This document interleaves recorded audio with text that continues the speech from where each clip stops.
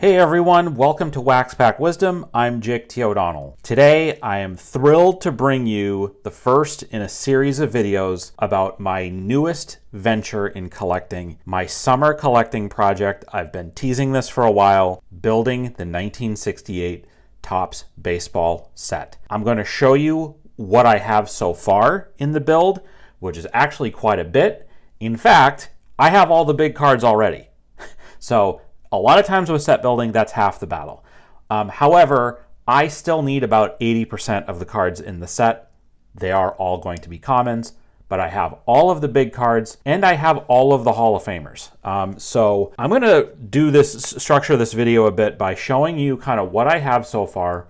I'm going to run through the sort of big cards, show you all the big cards I have, run through kind of the different aspects of the set, sort of what different kind of cards there are, and talk a little bit about my strategy of how I'm going to go about building this set. So I'm going to have these cards up in the background. These guys are not Hall of Famers, but they were all stars of their era, certainly, of all these different eras. Some great pitchers, a couple of great hitters in there. Those guys are going to hang out in the background while I show you the rest of everything else. I'm going to just start by saying why did I pick 1968 to be my next set? The easiest answer is that I decided to start collecting all of the Hall of Famers from this set a few months ago, and that kind of morphed into me being, well, why don't I just build the whole set? There are 598 cards in the set, so there's a lot of cards, but the high numbers are really not that difficult to obtain, and the big cards are not that hard to get. They can be a little bit more expensive. Like I said, I have acquired all of the big cards in the set. There's one card in particular that is a huge card that is, again, not hard to get, but it's just expensive, and I did acquire that card, so you're going to see that at the end of this video. Let me start by showing you some cards that I have in the binder sleeve. And I'm just gonna, this is the first of the sort of grouping of cards that you're gonna see in the 68 set. And of course, these are the leader cards. So I just pulled out the first page, and these are all in order. Let me just show you kind of the back here. You see, 1, 2, 3, the first 9 cards in the set. It's the first 12 cards, but I just pulled out this that has the first 9, and you can kind of see the the batting leaders, the home run leaders, ERA leaders, pitching leaders. I think the last one is strikeout leaders. And you can see that there are a ton of Hall of Famers. I believe that there's, other than that one, I believe there are Hall of Famers on every card here. You see Phil Niekro and Jim Bunning. Of course, the AL cards, the AL hitting leader cards all have Carl Yastrzemski on it. He was the 1967 Triple Crown winner. Of course, that card right there, that's 3 Hall of Famers. Just beautiful. You got Hank Aaron, Willie McCovey, the greats of the era, all right here. So that's the leader cards. And then if you flip them around, I'll just show you. It shows sort of the more sort of complete list of everybody. Carl Yastrzemski hitting 44 home runs, and then you see kind of the full list. There's also the home run leader has the Grand Slams there, which is kind of cool. Joe Foy hit 2 Grand Slams for the Red Sox in 1967. So there you go. So those are the leader cards. That's the first ones I kind of wanted to show you a little bit of. Okay. So now we're going to put this here, and we're going to kind of run through other cards in the set. So first I'm going to show you a couple of the checklists. The checklists, I believe there are 7 total because there were 7 series in the 1968 Topps set. They all look like this. They have somebody in the circle in the top left there. It's usually, most of them are Hall of Famers, a couple are not, and then you kind of just see the back there as well. This one has Jim Cott, obviously. That's the first series. Let me also show you this one, which is the 6th series one with Frank Robinson in it. And there's, like I said, it's mostly Hall of Famers. So that's those are the checklists. Okay. Then there are the team cards. I actually only have one team card at this point. It is the Cardinals. They are your defending World Series champions in 1968. They won the 67 World Series over the Red Sox, of course, and we're going to talk about that a little bit more as well. They're in the World Series, and they lose to the Tigers in 1968. There you see the team, and on the back, there's a little bit of, there's some information there. Batting leaders, pitching leaders, kind of how each of their pitchers did against other teams in the league, which is interesting. Strikeout leaders. So that's kind of cool. So those are the team cards. All right, so then let's talk about the All-Star cards. So there's a whole series of All-Star cards in the middle of the set. So National League there, you see Joe Morgan. He is still with Houston at this point. He eventually gets traded to the Reds, I believe, for 1970. And you see I'm just going to hold up the two that I have here. There's American League and National League. There's Tony Oliva. So we got two Hall of Famers here.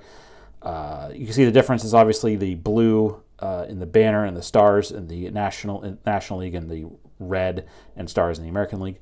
On the back, you can see that these formed a kind of a puzzle, and I believe there's two different ones. This one, you see the B for the hat, that's Carl Yastrzemski, and I think the other one is Orlando Cepeda. So you could sort of organize the backs of them, and it would make a picture. Okay, so there are manager cards in the set as well. There's Leo DeRocher, Leo the Lip. This would be with his sort of comeback tenure with the Cubs. And then there's a bit of a narrative on the back of the cards about all of the managers. So all the managers are represented, and again, I have all of the Hall of Famers in the set.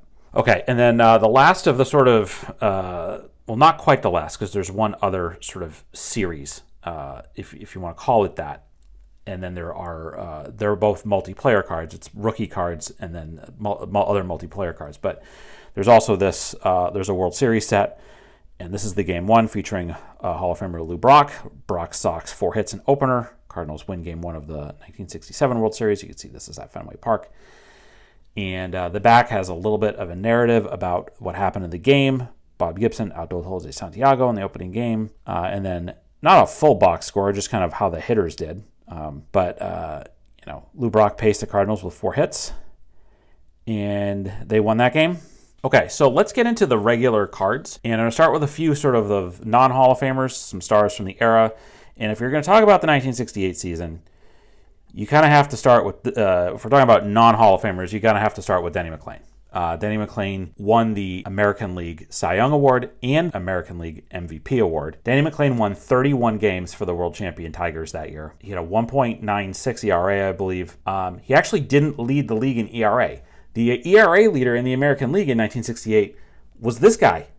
Future Red Sox, Louis Tiant, had a 1.60 ERA that year. But McLain, one of the more remarkable seasons. The 31 victories is the reason ultimately why he won the Cy Young Award. He also threw like 336 innings that year. He was a workhorse. He was amazing. But he was certainly not the best pitcher in baseball that year. We're going to get to who that was. But Denny McLain, ace of the Tigers, world champions in 1968. He also wins the Cy Young Award in the American League in 1969. And then everything kind of falls apart for him after that, both on the field and off the field. It's an interesting story. Maybe we'll get into it another time. But so again, talking about 67, or sorry, talking about 68, you got to talk about Denny McLain. And then the kind of last of the sort of non-Hall of Famers I wanted to show you really quick was that I have this Roger Maris.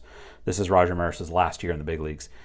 He retires after this year, after he's a catalyst for the world champion Cardinals in 67 and the National League champion Cardinals in 1968. Okay, so let's get into the Hall of Famers then. And the first one I'm going to show, first two actually I'm going to show you, are 2 of the Rookie Cup cards. And these are 2 of my favorite 60s baseball cards. I have already showed you a version of that Tom Seaver Rookie Cup card that I had.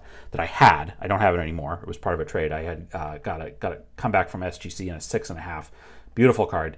You have 2 All-Star rookies here with the Cups. These are 2 of my favorite 60s cards. Tom Seaver, Rod Carew. If you are an aficionado of collecting vintage cards from the 1960s, you know that the 1967 Topps Rookies cards for both of these guys, Seaver and Carew, are very expensive. They are high numbers in the 67 set, and the 67 high numbers are very tough to come by. So if you can get these cards, if you can get these 2 cards, which are way more affordable than the 67 rookies, you kind of feel a little bit like you have their rookie. And they're both great cards. And you love seeing the top hat there. And anyway, so those are 2 of the All-Star rookie cards, not quite rookie cards. There are 2 big rookie cards in the 68 set, and we will get to both of them shortly.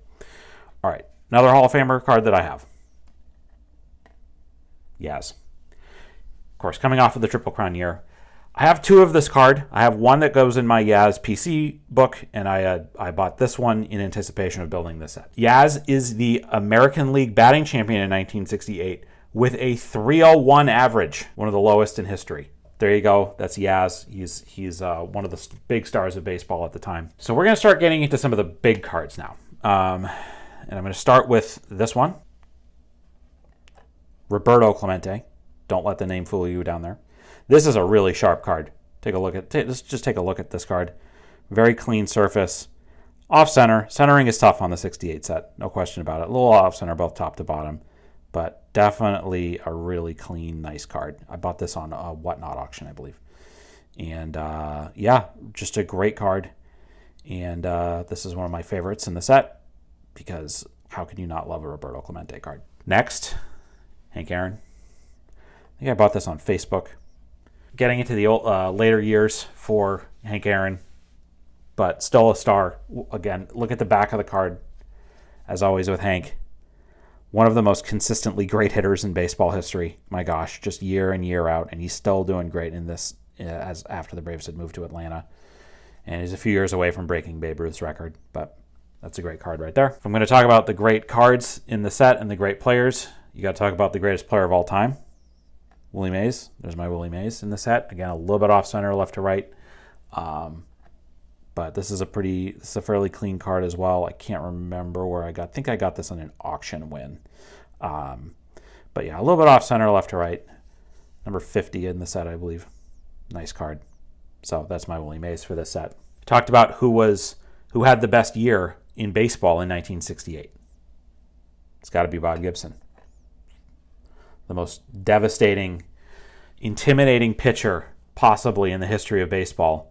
Has, I think, for my money, Bob Gibson's 1968 season is the best season that any pitcher has had since the dead ball era. 1.12 ERA in over 300 innings. He is your National League MVP.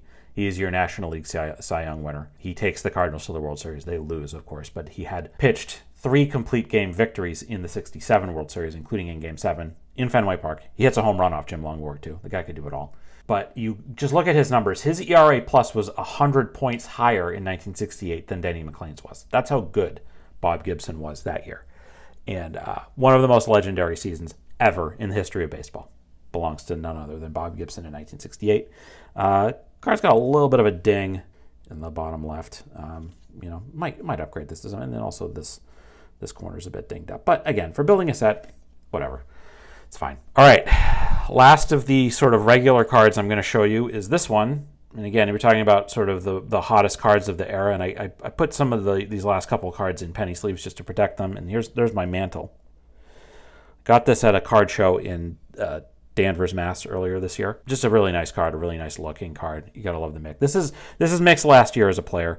This card does actually have some creases in it, as you can kind of see across there, and quite a few actually. But for a set build, not too bad. You'll take it. Another thing I would just mention is that I'm planning on having all the cards in this set be raw. So they're all going to be in the binder. The second to last sort of set of cards that I wanted to show you are the multiplayer cards. So basically there's 2 different kinds of multiplayer cards in the 68 set. First is these. So you see this one, which is Bird Belter with Frank Robinson and Brooks Robinson. You kind of see there's a bit of a narrative on the back there. The second one of those is this beautiful card with Tony Oliva, Roberto Clemente, Chico Cardenas, Manager's Dream, sort of highlighting some of the really famous Latino players of the era. That's a great card. And then we're going to kind of get into the last 3 cards I'm going to show you here, because the last of the multiplayer cards, the non-rookie multiplayer cards, is this. This is one of the best cards of the 1960s. I love having it. I was able to buy this off of a friend of mine on Facebook. Superstars with Harmon Killebrew, Willie Mays, and Mickey Mantle. What a great card. This picture is likely taken at an all-star game. To have a card with those 3 guys on it, there are not a lot of cards that had Mays and Mantle on. And then obviously, not to take anything away from Harmon Killebrew, who was a great player in his own right. But that's going to be the last of the sort of... There's really only 3 of these multiplayer cards in the set, and you just saw them all. They all had Hall of Famers on them. All right.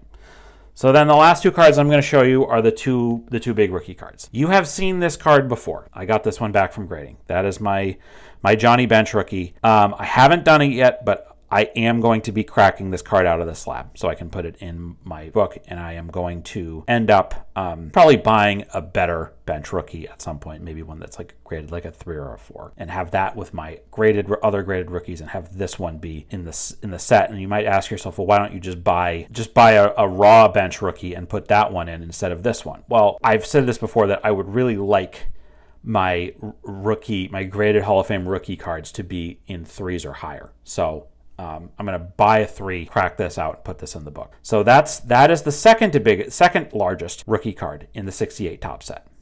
But there's one other one, and it's one of the most famous cards in the entire hobby. And I got it very recently.